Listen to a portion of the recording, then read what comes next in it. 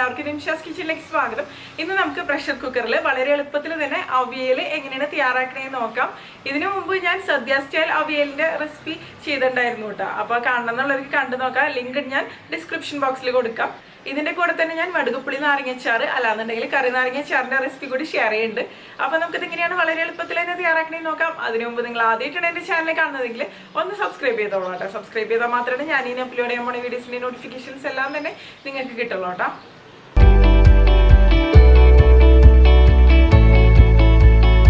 അപ്പോൾ എളുപ്പത്തിൽ തന്നെ നമുക്ക് ആദ്യം അവിയൽ എങ്ങനെയാണ് തയ്യാറാക്കണേ നോക്കാം. അതിന് വേണ്ടിയിട്ട് ഞാനിവിടെ ഒരു നേന്ത്രക്കായ എടുത്തിട്ടുണ്ട്, പിന്നെ ഒരു മീഡിയം സൈസിലുള്ള ഒരു ക്യാരറ്റ്, പിന്നെ ഒരു കഷ്ണം ചേന, ഒരു ഉരുളക്കിഴങ്ങ്, പിന്നെ ഒരു 4 മുരിങ്ങക്കായ. അപ്പോൾ ഇതൊക്കെ നമുക്ക് നന്നായിട്ട് കഴുകിയെടുത്തതിന് ശേഷം തൊലിയൊക്കെ കളഞ്ഞിട്ട് സാധാരണ നമ്മൾ അവിയലിനൊക്കെ മുറിക്കില്ലേ അതുപോലെ നീളത്തിലുള്ള കഷ്ണങ്ങളാക്കിയിട്ട് മുറിച്ചെടുക്കാം കേട്ടോ. ഞാൻ നേന്ത്രക്കായയുടെ മാത്രം തൊലി കളയണില്ല, ബാക്കി എല്ലാത്തിൻ്റെയും തൊലി കളഞ്ഞതിന് ശേഷമാണ് ഇപ്പോൾ ഇതുപോലെ ഒന്ന് മുറിച്ചെടുത്തിരിക്കുന്നത് കേട്ടോ. ഇപ്പോൾ കഷ്ണങ്ങളൊക്കെ ഏതാണെന്ന് വെച്ചാൽ നമ്മുടെ ഇഷ്ടത്തിനനുസരിച്ച് എടുക്കാം. നിങ്ങൾക്ക് വേണമെന്നുണ്ടെങ്കിൽ ഇതിൽ പയർ ചേർത്ത് കൊടുക്കുക, അതുപോലെ ബീൻസ് ആണെന്നുണ്ടെങ്കിലും കട്ട് ചെയ്തതിന് ശേഷം ചേർത്ത് കൊടുക്കാം കേട്ടോ. പിന്നെ അവിയലിലൊക്കെ ചേർക്കുന്ന കഷ്ണങ്ങൾ ഓരോ സ്ഥലങ്ങളിൽ അതായത് പ്രാദേശികമായിട്ട് വ്യത്യാസം ഉണ്ടായിരിക്കും. ചില ഏരിയയിലൊക്കെ ഒരുപാട് കഷ്ണങ്ങളൊക്കെ ചേർത്ത് കൊടുക്കാറുണ്ട് കേട്ടോ. ഇനി നമുക്കിതെല്ലാം ഒന്ന് വേവിച്ചെടുക്കണം. അപ്പോൾ അതിന് വേണ്ടിയിട്ട് ഞാനിവിടെ ഒരു പ്രഷർ കുക്കർ എടുത്തിട്ടുണ്ട്. ഇതിപ്പോൾ സാധാരണ ഒരു പ്രഷർ കുക്കർ തന്നെയാണ് കേട്ടോ, നോൺ സ്റ്റിക്ക് കുക്കറൊന്നുമല്ല. ഇതിലേക്ക് നമുക്ക് കട്ട് ചെയ്ത് വെച്ച എല്ലാ കഷ്ണങ്ങളും ഒന്ന് ചേർത്ത് കൊടുക്കാം. ഈ ഒരു അവിയലിൻ്റെ റെസിപ്പി എന്ന് പറയുമ്പോൾ ബാച്ചിലേഴ്സിന് അല്ലാന്നുണ്ടെങ്കിൽ ബിഗിനേഴ്സിനൊക്കെ അധികം സമയമൊന്നും സ്പെൻഡ് ചെയ്യാതെ പെട്ടെന്ന് തന്നെ തയ്യാറാക്കിയെടുക്കാൻ പറ്റും. ഇപ്പോൾ ആർക്ക് വേണമെന്നുണ്ടെങ്കിലും തയ്യാറാക്കിയെടുക്കാം കേട്ടോ. ഇപ്പോൾ എല്ലാ കഷ്ണങ്ങളും ഞാൻ ഈ കുക്കറിലേക്ക് ഇട്ട് കൊടുത്തിട്ടുണ്ട്. ഇനി ഇതിലേക്ക് നമുക്ക് ആവശ്യത്തിനുള്ള അളവിൽ ഉപ്പ് ചേർത്ത് കൊടുക്കുക. പിന്നെ ഞാൻ ഇതിലേക്ക് തൈരാണ് ചേർത്ത് കൊടുക്കുന്നത്. ഇതിപ്പോൾ പുളിയില്ലാത്ത അത്യാവശ്യം കട്ടിയുള്ള തൈരാണ് കേട്ടോ. അതായത് ചെറിയൊരു പുളിയേ ഉള്ളൂ. അപ്പോൾ പുളിയുള്ള തൈരാണ് നിങ്ങൾ എടുക്കണമെന്നുണ്ടെങ്കിൽ അതിനനുസരിച്ച് അളവ് കുറച്ചിട്ട് ചേർത്ത് കൊടുത്താൽ മതി. ഞാനിതിപ്പോൾ ഒരു 5 ടേബിൾ സ്പൂൺ അളവിലാണ് തൈര് എടുത്തിരിക്കുന്നത്. ഇനി തൈര് മുഴുവനായിട്ട് ഇതിലേക്ക് ചേർത്ത് കൊടുത്തതിന് ശേഷം പിന്നെ നമുക്ക് ഇതിലേക്ക് വെളിച്ചെണ്ണയാണ് ഞാൻ ചേർത്ത് കൊടുക്കുന്നത്. അപ്പോൾ വെളിച്ചെണ്ണ ഒരു 1.5 ടേബിൾ സ്പൂണിൻ്റെ അടുത്താണ് ഞാനിതിലേക്ക് ഒഴിച്ചു കൊടുക്കണത് കേട്ടോ. അപ്പോൾ വെളിച്ചെണ്ണ ഒഴിച്ചു കൊടുത്തതിന് ശേഷം പിന്നെ നമുക്ക് ഈ തൈരും വെളിച്ചെണ്ണയും ഉപ്പും കൂടി നന്നായിട്ടൊന്ന് മിക്സ് ചെയ്ത് കൊടുക്കുക. ഈ പച്ചക്കറികളിൽ നന്നായിട്ടൊന്ന് മിക്സ് ആയിട്ട് വരട്ടെ. അപ്പോൾ നിങ്ങൾക്ക് പ്രഷർ കുക്കറിൽ ഇതുപോലെ മിക്സ് ചെയ്തെടുക്കണേക്കാളും കുറച്ചും കൂടി എളുപ്പം വേറൊരു പാത്രത്തിൽ മിക്സ് ചെയ്തതിന് ശേഷം പിന്നെ വേവിക്കണ സമയത്ത് പ്രഷർ കുക്കറിൽ ഇടുന്നതായിരിക്കും എന്ന് എനിക്ക് തോന്നുന്നത്. അപ്പോൾ ഇതിപ്പോൾ കണ്ടില്ലേ, കറക്റ്റായിട്ടൊന്ന് മിക്സ് ആയിട്ട് വന്നിട്ട് എല്ലാ പച്ചക്കറികളിലും ഇതുപോലെ നന്നായിട്ടൊന്ന് കോട്ടായിട്ട് വരണം. ഇനി അത് അവിടെ ഇരിക്കട്ടെ. ഈ സമയം കൊണ്ട് നമുക്ക് നാളികേരമൊക്കെ ഒന്ന് ഒതുക്കിയെടുക്കണം അവിയലിനുള്ളത്. അപ്പോൾ ഞാനിവിടെ എന്താ പറയുക, ഒരു നാളികേരമാണ് കേട്ടോ ഇതിന് വേണ്ടിയിട്ട് എടുത്തിരിക്കുന്നത്. ഒരു നാളികേരം ചെരുകിയെടുത്തത് അത് മുഴുവനായിട്ട് ഒരു മിക്സിയുടെ ജാറിലേക്ക് ഇട്ട് കൊടുക്കുക. പിന്നെ ഒരു 5-6 പച്ചമുളക് ചേർത്ത് കൊടുക്കുക. പച്ചമുളകൊക്കെ നമ്മുടെ എരിവിനനുസരിച്ച് തന്നെ ചേർത്ത് കൊടുക്കുക കേട്ടോ. പിന്നെ നമുക്ക് ഇതിലേക്ക് ഒരു മീഡിയം സൈസിലുള്ള ഇഞ്ചിയാണ് ചേർത്ത് കൊടുക്കേണ്ടത്. ഇനി ഇതിലേക്ക് നമുക്കൊരു 4-5 എണ്ണം ചെറിയ ഉള്ളിയും കൂടി ചേർത്ത് കൊടുക്കാം കേട്ടോ. ഇനി ഇതിലേക്ക് ഞാനൊരു 1/4 ടീസ്പൂൺ മഞ്ഞൾപ്പൊടി കൂടി ചേർത്ത് കൊടുക്കുകയാണ്. പിന്നെ ഞാൻ ഇതിലേക്ക് ജീരകം ചേർത്ത് കൊടുത്തിരുന്നു, അതായത് ക്യുമിൻ സീഡ്സ്.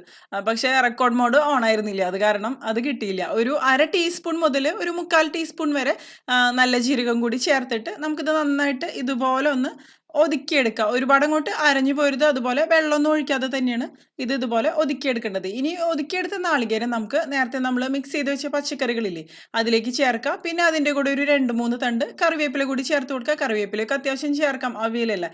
കറിവേപ്പിലയൊക്കെ ചേർക്കുമ്പോൾ കൂടുതൽ ടേസ്റ്റി ആയിട്ട് തന്നെ വരുള്ളൂ. അതുപോലെ നാളികേരവും അത്യാവശ്യം നന്നായിട്ട് തന്നെ ചേർക്കുമ്പോൾ തന്നെയാണ് അവിയൽ കൂടുതൽ ടേസ്റ്റി ആയിട്ട് തന്നെ വരിക കേട്ടോ. ഇനി എല്ലാം കൂടി നമുക്ക് ഒന്നും കൂടി നന്നായിട്ടൊന്ന് മിക്സ് ചെയ്ത് കൊടുക്കാം. ഈ ഒരു പ്രഷർ കുക്കർ അവിയലിൻ്റെ ഒക്കെ ഒരു പ്രത്യേകത എന്ന് പറയുന്നത് തയ്യാറാക്കി എടുക്കാൻ നല്ല എളുപ്പമാണ്. പക്ഷെ കുറച്ച് കാര്യങ്ങൾ ശ്രദ്ധിച്ചില്ലെങ്കിൽ ഫ്ലോപ്പ് ആവാനുള്ള സാധ്യത കൂടുതലാണ്. ഇപ്പോൾ വെള്ളത്തിൻ്റെ അളവൊക്കെ നല്ല കറക്റ്റായിട്ട് തന്നെ നമ്മളിതിലേക്ക് ചേർത്ത് കൊടുക്കണം. അപ്പോൾ തന്നെയായിരിക്കും അവിയൽ പെർഫെക്റ്റ് ആയിട്ട് തന്നെ വരിക. ഇനി ഇതിലേക്ക് ഞാനിപ്പോൾ ഒരു 1/2 കപ്പ് വെള്ളമാണ് കേട്ടോ ഒഴിച്ചു കൊടുക്കുന്നത്. നമുക്ക് നന്നായിട്ടൊന്ന് മിക്സ് ചെയ്ത് കൊടുക്കാം. അതിനുശേഷം നോക്കിയിട്ട് പിന്നെ വേണമെന്നുണ്ടെങ്കിൽ നമുക്ക് വെള്ളം ചേർത്ത് കൊടുക്കാം കേട്ടോ. നന്നായിട്ടൊന്ന് മിക്സ് ചെയ്തെടുക്കുക. ഒരുപാട് അളവിൽ വെള്ളം ഒഴിച്ചു കൊടുക്കേണ്ട ആവശ്യമൊന്നുമില്ല, കാരണം പ്രഷർ കുക്കറിലാണ് നമ്മളിത് വേവിച്ചെടുക്കുന്നത്. അപ്പോൾ വളരെ കുറച്ച് അളവിൽ വെള്ളം ഉണ്ടായാൽ തന്നെയും കറക്റ്റായിട്ട് വെന്ത് വരും.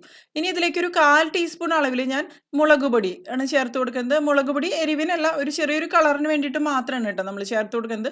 ഇതിലിപ്പോൾ മെയിനായിട്ടുള്ള ഒരു എരിവ് എന്ന് പറയുന്നത് പച്ചമുളകിൻ്റെ ഒരു എരിവ് തന്നെയാണ്. ചിലർ മുളക് പൊടി ചേർത്ത് കൊടുക്കാറില്ല, ഞാനിപ്പോൾ ചേർത്ത് കൊടുത്തുന്നുള്ളൂ. ഇനി എല്ലാം കൂടി നന്നായിട്ടൊന്ന് മിക്സ് ചെയ്ത് കൊടുക്കുക. ഇപ്പോൾ ഞാൻ വെള്ളം നോക്കിയ സമയത്ത് കുറച്ച് കുറവാണ്, അപ്പോൾ ഒരു 1/4 കപ്പും കൂടിയും ചേർത്ത് കൊടുത്തിട്ടുണ്ട്. അപ്പോൾ മൊത്തം ഞാൻ ഇതിലേക്കൊരു 3/4 കപ്പ് വെള്ളമാണ് കേട്ടോ ഒഴിച്ചു കൊടുത്തിരിക്കുന്നത്. ഇനി എല്ലാം കൂടി ഒന്നും കൂടി മിക്സ് ചെയ്ത് കൊടുക്കുക. കണ്ടില്ലേ, നോക്കുമ്പോൾ ഇതുപോലെ ഇത്രേ വെള്ളം ഉണ്ടാവുള്ളൂ കേട്ടോ. ഇതിപ്പോൾ ഒന്ന് ചൂടായി വരുമ്പോൾ കുറച്ചും കൂടിയും വരും. കുറച്ചും കൂടി ആയിട്ട് കുക്കാവാനുള്ളൊരു വെള്ളം ഇതിൽ നിന്ന് തന്നെ കിട്ടും ട്ടോ. പിന്നെ പ്രഷർ കുക്കറിൽ വേവിച്ചെടുക്കുമ്പോൾ നമുക്ക് ഈസി ആയിട്ട് തന്നെ കുക്ക് ചെയ്തെടുക്കാൻ പറ്റും. ഇത് മതി. ഇനി നമുക്കിതിപ്പോൾ കുക്ക് ചെയ്യാൻ തുടങ്ങാം. അപ്പോൾ നമുക്കിതൊന്ന് അടച്ചു വെക്കാം. ഞാൻ ഫ്ലെയിം ഓൺ ചെയ്ത് കൊടുത്തിട്ടുണ്ട്. അടച്ചു വെച്ചതിന് ശേഷം വെയിറ്റ് ഇട്ട് കൊടുത്തിട്ട് നമുക്കിത് ഒരു വിസിൽ വരണ വരെയാണ് വേവിച്ചെടുക്കേണ്ടത് കേട്ടോ. ഞാനിപ്പോൾ ഹൈ ഫ്ലെയിമിൽ വെച്ചിട്ട് ഒരു വിസിൽ വരണ വരെയാണ് ഇത് കുക്ക് ചെയ്തെടുക്കണത്. ഒരു വിസിൽ കേട്ടതിന് ശേഷം നമുക്കിതിൻ്റെ പ്രഷർ ഒരുവിധം ഒന്ന് പോയതിന് ശേഷം ഒരു പകുതി ഭാഗത്തോളം ഇതിൻ്റെ പ്രഷർ ഒന്ന് പോയതിന് ശേഷമാണ് പിന്നെ നമുക്കിത് തുറന്ന് നോക്കേണ്ടത് കേട്ടോ. കംപ്ലീറ്റ് പ്രഷർ പോകാൻ വേണ്ടിയിട്ട് നിന്ന് കഴിഞ്ഞിട്ടുണ്ടെങ്കിൽ ചിലപ്പോൾ ഇത് വെന്ത് കുഴയാൻ സാധ്യതയുണ്ട്. ഇനി നമുക്കിതൊന്ന് തുറന്ന് നോക്കാം. ഇത് കറക്റ്റായിട്ട് കുക്കായിട്ട് വന്നിട്ടുണ്ടോ എന്ന് നോക്കാം. കണ്ടില്ലേ, കറക്റ്റായിട്ട് കുക്കായിട്ട് വന്നിട്ടുണ്ട്. വെന്ത് കുഴഞ്ഞിട്ടൊന്നും പോയിട്ടൊന്നും ഇല്ല കേട്ടോ. കഷ്ണങ്ങളൊക്കെ കറക്റ്റായിട്ട് വന്നിട്ടുണ്ട്. ഇതിലിപ്പോൾ ഏറ്റവും പെട്ടെന്ന് വേവണ കഷ്ണം എന്ന് പറയുന്നത് ഉരുളക്കിഴങ്ങാണ്. അപ്പോൾ നിങ്ങൾക്ക് വെന്ത് കുഴഞ്ഞു പോകുന്ന എന്തെങ്കിലും സംശയം ഉണ്ടെന്നുണ്ടെങ്കിൽ ഉരുളക്കിഴങ്ങ് വേണമെന്നുണ്ടെങ്കിൽ നിങ്ങൾക്ക് ഇതിൽ സ്കിപ്പ് ചെയ്യാം കേട്ടോ. ബാക്കി കഷ്ണങ്ങളൊന്നും തീരെ കുഴഞ്ഞൊന്നും പോവില്ല. കണ്ടില്ലേ, കഷ്ണങ്ങളൊക്കെ നല്ല പെർഫെക്റ്റ് ആയിട്ട് തന്നെ കുക്കായിട്ട് വന്നിട്ടുണ്ട്. എന്നാൽ വെന്ത് കുഴഞ്ഞൊന്നും പോയിട്ടൊന്നുമില്ല. ഇതിനു മുമ്പ് ഞാൻ തൃശ്ശൂർ സദ്യ സ്റ്റൈൽ അവിയലിൻ്റെ റെസിപ്പി ചെയ്തിരുന്നു. അതായത് ഈ വാളംപുളിയൊക്കെ ഉപയോഗിച്ചിട്ട് തയ്യാറാക്കണ അവിയൽ. ഇതിലിപ്പോൾ നമ്മൾ തൈരല്ല ചേർത്തത്, അതിന് പകരം പുളിവെള്ളം ഒഴിച്ചിട്ട് തയ്യാറാക്കണ അവിയൽ. അതിൽ പിന്നെ നമ്മൾ വെള്ളമൊന്നും ചേർത്ത് കൊടുക്കില്ല, എണ്ണയിൽ തന്നെ വഴറ്റിയെടുക്കണ അവിയലാണ്. ഈ ഒരു അവിയൽ തയ്യാറാക്കുമ്പോൾ നിങ്ങൾ 2 കാര്യങ്ങൾ ശ്രദ്ധിച്ചാൽ മതി. ഒന്ന്, വെള്ളത്തിൻ്റെ അളവ് കറക്റ്റ് ആയിരിക്കുക. പിന്നെ ഒരുപാട് സമയം വെക്കാതെ പെട്ടെന്ന് തന്നെ തുറക്കുക. അപ്പോൾ കറക്റ്റ് ആയിട്ട് തന്നെ വന്നോളും. പിന്നെ നമ്മളുടെ പ്രഷർ കുക്കറിനനുസരിച്ച് ഇതിൻ്റെ കുക്കിംഗ് ടൈമിലൊക്കെ ചെറിയ വ്യത്യാസങ്ങൾ വരും ട്ടോ.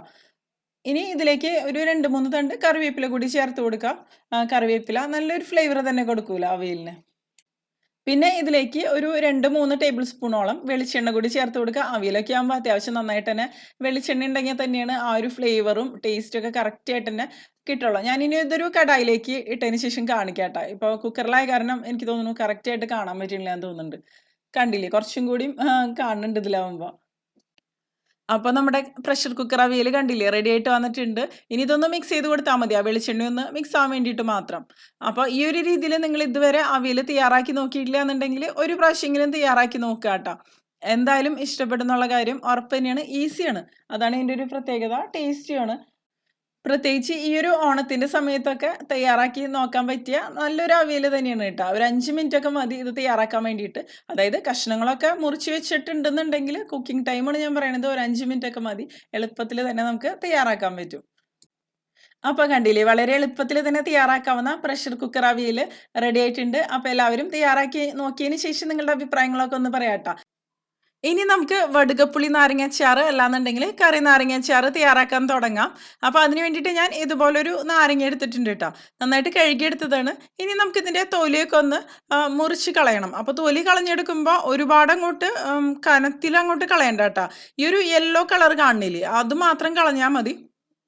കണ്ടില്ലേ, നല്ല യെല്ലോ കളറിലുള്ള നാരങ്ങയാണെന്നുണ്ടെങ്കിലാണ് കൂടുതൽ ടേസ്റ്റി ആയിട്ട് വരിക. പിന്നെ എനിക്ക് ഇപ്പോൾ ഇവിടെ കിട്ടണത് ഉപയോഗിക്കാനേ പറ്റുള്ളൂ. അപ്പോൾ എല്ലാത്തിൻ്റെ ഒന്ന് തൊലി കളഞ്ഞെടുക്കുക. ഇപ്പം ഞാൻ തയ്യാറാക്കണത് വെള്ള കറി നാരങ്ങാച്ചാറാണ്. അപ്പോൾ റെഡ് കളറിലുള്ള കറി നാരങ്ങാച്ചാറിൻ്റെ റെസിപ്പി ഞാൻ ഇതിന് മുമ്പ് തന്നെ ഷെയർ ചെയ്തിട്ടുണ്ടായിരുന്നു. അപ്പോൾ ഞാൻ അതിൻ്റെ ലിങ്ക് ഞാൻ ഡിസ്ക്രിപ്ഷൻ ബോക്സിൽ കൊടുക്കാം കേട്ടോ. ഒരുപാട് കനത്തിൽ നമ്മൾ ഇതിൻ്റെ തൊലി കളഞ്ഞെടുത്ത് കഴിഞ്ഞിട്ടുണ്ടെങ്കിൽ പിന്നെ നമ്മളിത് മുറിച്ചെടുക്കുന്ന സമയത്ത് വിട്ട് വിട്ട് പോരും. സാധാരണ സദ്യയിലൊക്കെ നമ്മൾ തയ്യാറാക്കുന്നത് റെഡ് കളറിലുള്ള കറി നാരങ്ങാച്ചാറാണ്. ഇതെന്ന് പറയുന്നത് പച്ചമുളക് ചേർത്തിട്ട് നമ്മൾ തയ്യാറാക്കണതാണ്. സാധാരണ ഓണത്തിൻ്റെ സമയത്തൊക്കെ വീടുകളിലൊക്കെ തയ്യാറാക്കണ ഒരു അച്ചാറാണ്. എനിക്ക് അറിയില്ല കേട്ടോ എല്ലാ ഭാഗങ്ങളിലും ഇത് തയ്യാറാക്കുക എന്നുള്ള കാര്യം. സാധാരണ ഈ ഒരു നാരങ്ങ എന്ന് പറയുന്നത് ഓണത്തിൻ്റെ ആ ഒരു സമയത്തൊക്കെയല്ലേ കിട്ടുക. ഇവിടെയാണെന്നുണ്ടെങ്കിലും ഓണത്തിൻ്റെ സമയത്തൊക്കെ തന്നെയാണ് കേരള സ്റ്റോറിൽ ഇത് വരിക. അപ്പോൾ ഞാൻ കണ്ടില്ലേ, ഇതൊന്ന് കട്ട് ചെയ്തെടുത്തിട്ടുണ്ട്. ഇതുപോലെ കട്ട് ചെയ്തെടുക്കുക, അതായത് നല്ല കനം കുറച്ചിട്ട് തന്നെ മുറിച്ചെടുക്കുക. അപ്പോൾ മുറിച്ചെടുക്കുമ്പോൾ ഇതിൻ്റെ നടുവിലുള്ള ഒരു വെള്ള ഭാഗം ഉണ്ടല്ലോ, അത് ഇതുപോലെ ഒന്ന് മുറിച്ച് കളയാട്ടോ. അപ്പോൾ അതിൻ്റെ കൂടെ തന്നെ കുരും കൂടിയും പോയിക്കോളും. കണ്ടില്ലേ, ഈ ഒരു രീതിയിൽ എല്ലാം നല്ല തിന്നായിട്ട് തന്നെ ഒന്ന് മുറിച്ചെടുക്കുക. പിന്നെ നമ്മളിത് ചെറിയ കഷ്ണങ്ങളായിട്ട് തന്നെ വീണ്ടും മുറിച്ചെടുക്കും. അപ്പോൾ ഈ ഒരു അച്ചാറിൻ്റെ പ്രത്യേകത എന്ന് പറയുന്നത് ഒരു പുളിയും അതുപോലെ എരിവും പിന്നെ ചെറിയൊരു കയ്പ്പ് രസവും എല്ലാം കൂടി ചേർന്നിട്ടുള്ള ഒരു അച്ചാറാണ്. ഇത് ഉണ്ടാക്കാൻ നല്ല എളുപ്പമാണ്. കാരണം ഇതിൽ കുക്കിങ് കാര്യങ്ങളൊന്നുമില്ല. മിക്സിങ് മാത്രമേ ഉള്ളൂ കേട്ടോ. കണ്ടില്ലേ? ഇതുപോലെ നല്ല കനം കുറച്ചിട്ട് തന്നെ മുറിച്ചെടുക്കണം നമുക്ക്. ഇനി നമുക്ക് ഇത് ഈ ഒരു രീതിയിൽ നീളത്തിലുള്ള കഷ്ണങ്ങളായിട്ട് മുറിച്ചെടുക്കാം കേട്ടോ. അപ്പോൾ നിങ്ങൾക്ക് വേണമെന്നുണ്ടെങ്കിൽ കട്ടിംഗ് ബോർഡിൽ വെച്ചിട്ട് വേണമെന്നുണ്ടെങ്കിലും മുറിച്ചെടുക്കാം. പിന്നെ ചിലവർ ഇത് തൊലിയോട് കൂടിയിട്ട് അച്ചാർ തയ്യാറാക്കുന്നത് കണ്ടിട്ടുണ്ട്. പക്ഷേ സാധാരണ രീതിയിൽ എൻ്റെ വീട്ടിലൊക്കെ, അതായത് ഞങ്ങളുടെ നാട്ടിലൊക്കെ ഈ ഒരു രീതിയിലാണ് തയ്യാറാക്കുന്നത് കണ്ടിരിക്കുന്നത് കേട്ടോ. കണ്ടില്ലേ? ഈ ഒരു രീതിയിൽ നമുക്ക് എല്ലാം മുറിച്ചെടുക്കാം. ഇതുപോലെ നീളത്തിലുള്ള കഷ്ണങ്ങളായിട്ട് തന്നെ കേട്ടോ. ഇപ്പോൾ ഈ ഒരു നാരങ്ങ മുഴുവനായിട്ട് തന്നെ മുറിച്ചെടുത്തിട്ടുണ്ട് കേട്ടോ. ഇനി ഇതിലേക്ക് നമ്മുടെ എരിവിനനുസരിച്ച് പച്ചമുളക് ചേർത്ത് കൊടുക്കുക. ഈ ഒരു അച്ചാറിൽ അത്യാവശ്യം എരിവുണ്ടാകുമ്പോൾ തന്നെയാണ് കൂടുതൽ ടേസ്റ്റി ആയിട്ട് തന്നെ വരിക. ശരിക്കും പറഞ്ഞാൽ വെള്ളമുളക് ഉണ്ടല്ലോ, അതായത് പാൽമുളക് എന്നൊക്കെ പറയില്ലേ, അതാണ് ഈ ഒരു അച്ചാറിന് ശരിക്കും കൂടുതൽ ടേസ്റ്റ് കൊടുക്കുക. പക്ഷേ എനിക്കിപ്പോൾ അതൊന്നും ഇവിടെ കിട്ടാനില്ല. പിന്നെ ഇതിലേക്ക് ആവശ്യത്തിന് ഉപ്പ് ചേർത്ത് കൊടുക്കുക. പിന്നെ ഉലുവയുടെ പൊടി, ഉലുവ വറുത്ത് പൊടിച്ചതൊരു 1/4 ടീസ്പൂൺ അളവിലാണ് ഞാൻ ഇതിലേക്ക് ചേർത്ത് കൊടുക്കുന്നത്. പിന്നെ ഒരു 1/4 ടീസ്പൂൺ അളവിൽ കായത്തിൻ്റെ പൊടി കേട്ടോ. കായം വറുത്ത് പൊടിച്ചത് വേണമെന്നുണ്ടെങ്കിലും നിങ്ങൾക്ക് ചേർത്ത് കൊടുക്കാം. പിന്നെ നമുക്ക് ഇതിലേക്ക് ടേസ്റ്റിനും അതുപോലെ ഇത് പ്രിസർവ് ചെയ്ത് വെക്കാൻ വേണ്ടിയിട്ടും നമുക്കിതിലേക്ക് വിനാഗിരി ചേർത്ത് കൊടുക്കണം. അപ്പോൾ ഞാനിവിടെ ഒരു 5 ടേബിൾ സ്പൂൺ അളവിലാണ് വിനാഗിരി ചേർത്ത് കൊടുത്തിരിക്കുന്നത്. ഞാനിപ്പോൾ ചേർത്ത് കൊടുത്തിരിക്കുന്നത് കോക്കനട്ട് വിനിഗറാണ് കേട്ടോ. അപ്പോൾ സാധാരണ വൈറ്റ് വിനിഗർ ആണെന്നുണ്ടെങ്കിൽ ഇത്രയ്ക്കൊരു അളവിൽ വേണ്ടി വരില്ല. അത് കുറച്ചും കൂടി സ്ട്രോങ് ആയിരിക്കുമല്ലോ. അപ്പോൾ അത് നോക്കിയിട്ട് ടേസ്റ്റിനനുസരിച്ച് ചേർത്ത് കൊടുത്താൽ മതി. പിന്നെ ഒരുപാട് പുളിയുടെ ആവശ്യമില്ല. കാരണം ഈ നാരങ്ങയ്ക്ക് അത്യാവശ്യം നല്ല പുളിയുള്ള നാരങ്ങ തന്നെയാണ് കേട്ടോ. ഇനി എല്ലാം കൂടി നമുക്ക് നന്നായിട്ടൊന്ന് മിക്സ് ചെയ്ത് കൊടുക്കുക. മിക്സ് ചെയ്ത് കൊടുത്തതിന് ശേഷം ടേസ്റ്റൊക്കെ ഒന്ന് നോക്കുക. എന്നിട്ട് എന്തെങ്കിലും കുറവുണ്ടെന്നുണ്ടെങ്കിൽ നമുക്ക് ചേർത്ത് കൊടുക്കാം കേട്ടോ. പിന്നെ ഈ ഒരു അച്ചാറിലെന്ന് പറയുന്നത് നമ്മൾ പിന്നെ കടുക് പൊട്ടിക്കലോ അങ്ങനത്തെ കാര്യങ്ങളോ അങ്ങനെ ഒന്നും തന്നെ ഇല്ല കേട്ടോ. ഇതിലിപ്പോൾ ഞാൻ ടേസ്റ്റ് ചെയ്ത് നോക്കിയപ്പോൾ ഉപ്പ് കുറച്ച് കുറവാണ്. അപ്പോൾ കുറച്ചും കൂടിയും ഉപ്പും കൂടിയും ചേർത്ത് കൊടുക്കുക. അപ്പോൾ നമ്മുടെ കറിനാരങ്ങ അച്ചാറ് അല്ലാന്നുണ്ടെങ്കിൽ വടുകപ്പുളി നാരങ്ങ അച്ചാറ് റെഡി ആയിട്ടുണ്ട്. അപ്പോൾ ഇന്ന് തയ്യാറാക്കിയ 2 റെസിപ്പീസും എല്ലാവർക്കും ഇഷ്ടപ്പെട്ടു എന്ന് വിചാരിക്കുന്നു കേട്ടോ. അപ്പോൾ നിങ്ങൾക്ക് ഈ വീഡിയോ ഇഷ്ടപ്പെട്ടു എന്നുണ്ടെങ്കിൽ നിങ്ങൾ ഇതുവരെ ഈ ചാനൽ സബ്സ്ക്രൈബ് ചെയ്തിട്ടില്ല എന്നുണ്ടെങ്കിൽ ഒന്ന് സബ്സ്ക്രൈബ് ചെയ്യുക, പിന്നെ ലൈക്ക് ചെയ്യുക, പിന്നെ നിങ്ങളുടെ ഫ്രണ്ട്സിന് ഷെയർ ചെയ്യുക. അതുപോലെ നിങ്ങളുടെ വലിയ അഭിപ്രായങ്ങളൊക്കെ ഒന്ന് കമൻറ്റ് ചെയ്തോളൂ കേട്ടോ.